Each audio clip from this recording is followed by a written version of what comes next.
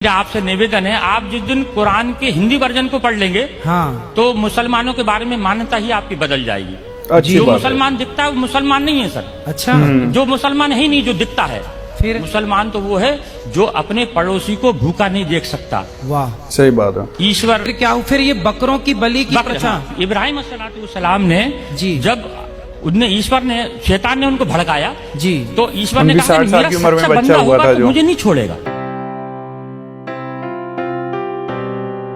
Hello guys, एक बार फिर स्वागत है भाइयों का चैनल रिएक्शन बाबा में। मेरा नाम है राम। मेरा नाम है दीक्षा। तो गाइस, आज हम जो वीडियो पे रिएक्शन करने वाले हैं उस एक बहुत अच्छी माइंड ब्लोइंग इन्फॉर्मेशन है।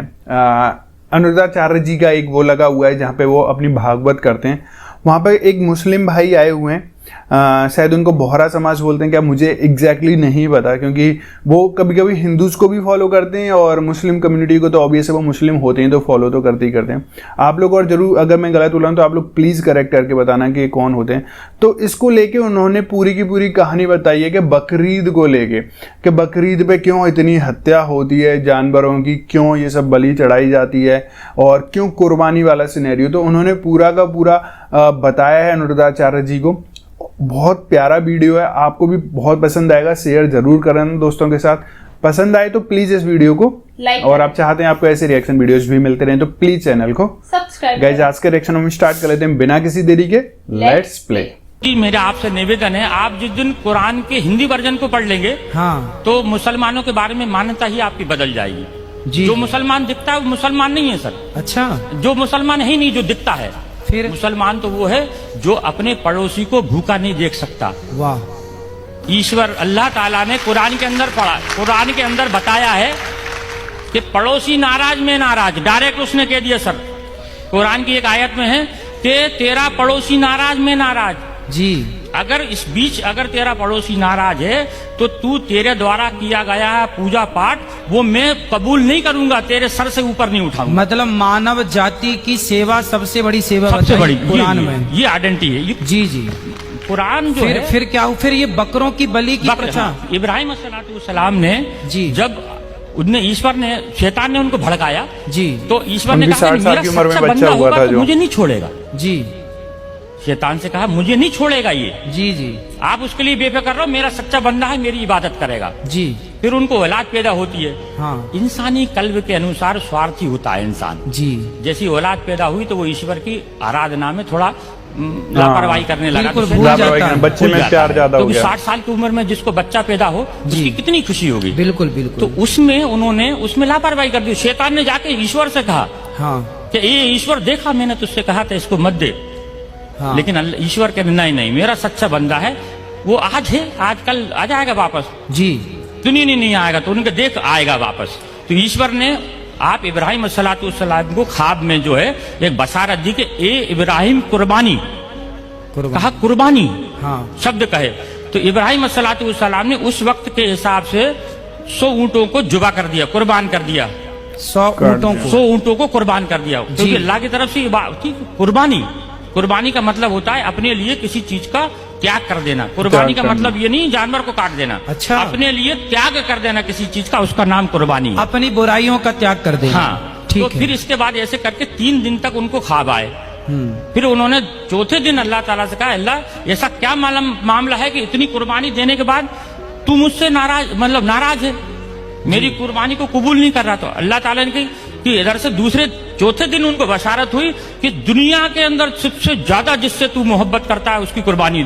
अच्छा यानी कि उनका तो बच्चा। अब उन्होंने फिर अपनी पत्नी से कहा कि अल्लाह की तरफ से ऐसा आया है कि कुर्बानी मांग रहे हैं। फिर अल्लाह ताला ने उसकी बीवी ने समझाया, आपकी बीवी ने समझाया कि आप सबसे ज्यादा किससे मोहब्बत करते हैं। तो कहने लगे कि मैं अपने बच्चे से मोहब्बत करता हूँ। तो उन्होंने कहा कि आप इसी की कुर्बानी मांग रहे हैं। अच्छा ईश्वर उनसे कुर्बानी मांग रहे हैं। जी जी तो फिर आगे ये होता है कि ये बात दोनों मियाँ बीवी करते हैं। तो इस्माइल अलैहिस्सलाम जो रहते हैं वो सुनते रहते हैं। 5 साल की उम्र होती है उनकी। जी 5 साल का बच्चा थोड़ा समझदार हो जाता है। ठीक है। और आप तो नबी थे इस्माइल अलैहिस्सलाम। जी जी तो ये बीबी से कहते हैं कि इसको नहला धुला के कंप्लीट करना और इस एक रस्सी कपड़ा और छुरी मेरे झोले में रख देना, इनको नहला धुला के मैं घर में कुर्बानी करूंगा तो ये रोएगा गड़गड़ाएगा, तुम्हारे भी आंसू बहेंगे, इसको मैं जंगल में ले जाके कुर्बान करूंगा इसको मैं। जी जी तब इब्राहिम सलाम इस्माइल सलाम को सुबह देखते हैं, उठ के देखते हैं तो इस्माइल सलाम पहले से तैयार है जी उनको हो सकता है जल्दी नींद खुल गई होगी इसलिए जो है खुल गई इनकी जी। जब ये आगे जब उनको जंगल में लेके जाते हैं, जब जंगल में लेके जाते हैं, जब उनके हाथ पैर बांधने लगते हैं तो इब्राहिम इस्माइल सलाम ये कहते हैं कि अल्लाह ताला अब्बा जान आप अपनी आंखों पे पट्टी बांध दो जी। क्योंकि ईश्वर ने यानी अल्लाह ने एक उनके ऊपर शर्त रखी थी कि इब्राहिम अगर तू अपनी औलाद की कुर्बानी देगा तो तेरी आंखों से आंसू का अगर कतरा भी गिर गया तो मैं तेरी कुर्बानी को कबूल नहीं करूंगा। कबूल अब नहीं बताइए करूंगा। सर, जी जी। एक तो शर्त लगा दी बेटी की कुर्बानी की और आंसू की, उसमें सही फिर बात है आगे कि ना- जाके जब वो पट्टी बांधते हैं, हाँ पट्टी बांधने के बाद में उनको ऊपर जब छुरी फेरते हैं, जी। जब छुरी फेरते हैं तो छुरी चलना बंद हो जाती है अच्छा क्योंकि छुरी भी दुनिया के अंदर ईश्वर की मोहताज है। दुनिया के अंदर कोई भी मैं आप दुनिया की हर चीज ईश्वर की मोहताज है। ठीक है। वो ईश्वर जब तक किसी चीज को आदेश नहीं देगा वो उसकी हिम्मत नहीं है कि वो उस पर किसी चीज पे चल जाए। जी जी। फिर जब वो जबरदस्ती फेरते हैं तो मैं की आवाज आती है सर, मैं। ये सब किताबों के अंदर लिखा है। जी जी। मैं की आवाज आती है तो देखते हैं कि मेरे बेटे के अंदर से मैं यानी घमंड, अभिमान। मैं का कुरान का मैं अगर लिखा है मैं का मतलब होता है घमंड जी कि मेरे बच्चे के अंदर से मैं की आवाज आई। जी। तो वो जब कपड़ा हटाते हैं तो देखते हैं कि एक जो है भेड़ का बच्चा है जो नीचे पड़ा हुआ है और इस्माइल सलाम दूर खड़े हैं। अच्छा सिर्फ ईश्वर की परीक्षा थी वो, जी।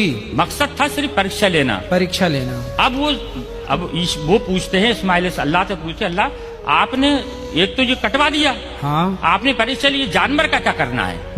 तब उन्होंने ये कहा था कि इसके 3 हिस्से करो, एक आप खाओ, एक पड़ोसी में बांटो और एक गरीबों को दो। फिर उन्होंने कहा कि ये वाली जो चीज है कुर्बानी यानी ईश्वर की तरफ से दी गई हर चीज की कुर्बानी मुसलमान के लिए जायज है।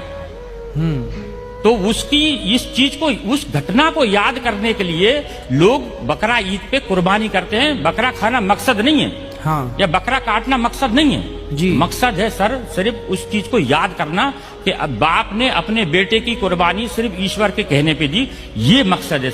भाई बहुत प्यारा वीडियो था।